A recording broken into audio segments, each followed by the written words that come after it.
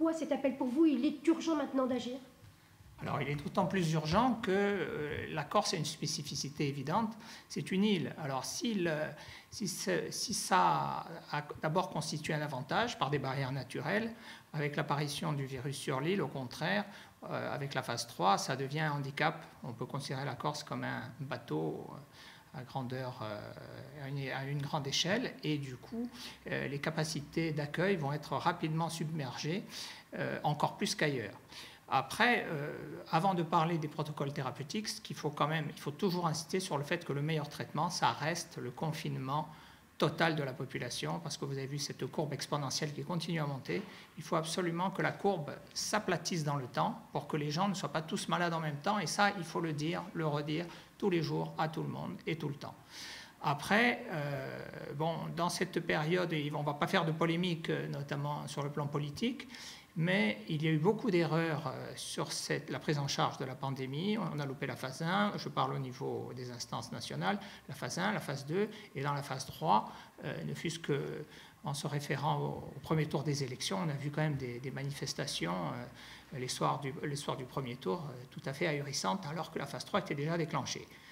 Dans ce cadre-là, est apparu un premier essai thérapeutique qui semble donner des résultats. Alors vous savez que normalement, avant qu'un produit arrive sur le marché, il y a toute une phase qui est très longue, avec des études contrôlées en double aveugle, etc. Mais là, il y a l'urgence de la situation qui demande d'aller très très vite, et deux, l'utilisation de médicaments qu'on connaît depuis longtemps. Donc on n'a pas à attendre d'éventuels effets secondaires. On sait que ces médicaments ont quelques effets secondaires. Ils demandent des précautions d'emploi, notamment sur le plan cardiaque, qui seraient prises avec un bilan cardiaque notamment, et bien sûr l'accord des patients.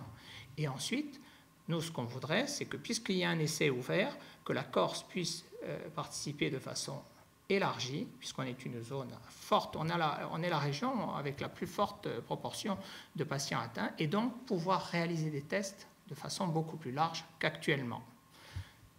Tester pour après soigner avec ce protocole du professeur Raoult, vous demandez cette autorisation temporaire. Mais si elle ne vous est pas donnée, est-ce que vous êtes prêt à faire comme justement les équipes du professeur Raoult et dire aux médecins libéraux de la Haute-Corse comme de la Corse du Sud, eh bien allez-y, on se passe l'autorisation temporaire, il faut prescrire ce médicament? Alors, l'ordre c'est pas l'ordre de dire il faut prescrire. Il y a l'autorité, ce qu'on veut, c'est que l'autorité sanitaire, la HAS, l'autorité sanitaire de santé, puisse dégager cette autorisation temporaire d'utilisation. Mais il est évident, il faudra que ça soit avec des règles, et notamment une prescription initiale, comme je vous ai dit, avec un bilan préalable.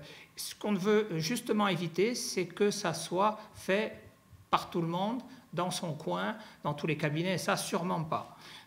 Maintenant, l'ordre des médecins, nous, on est garant de la déontologie médicale. Et le principe de base de la déontologie, chaque médecin qui passe sa thèse prononce un serment, le serment d'Hippocrate, dans lequel on jure de donner au patient tout ce qui est tout ce qui est la possibilité pour le soigner du mieux possible. Donc, partant de là, vu égard à la déontologie et en s'appuyant sur ce serment d'Hippocrate, nous, on pense qu'il faut absolument pouvoir donner les meilleures chances aux patients. Et ça, c'est un avis général. Moi, je représente la profession, je m'exprime en leur nom. Mais après, il y a un moment où on se dit, mais à titre personnel, qu'est-ce que je ferais? En réfléchissant, en écoutant tout ce qui se dit, même les avis contraires, moi, je me dis, et il est possible que je l'ai, avec des signes respiratoires, qu'est-ce que je fais? J'essaierai de trouver un traitement et de me traiter et de traiter mes proches. À ce moment-là, si moi je le décide pour moi, et je le pense sincèrement, je pense qu'il faut qu'il soit accessible à tous et à toutes.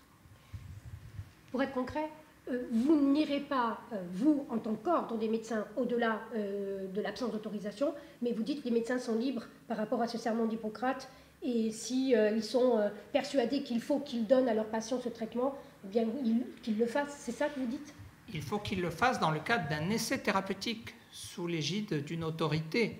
Il ne faut surtout pas qu'ils le fassent dans leur coin, dans leur cabinet. C'est pour qu'ils ne le fassent pas dans leur cabinet.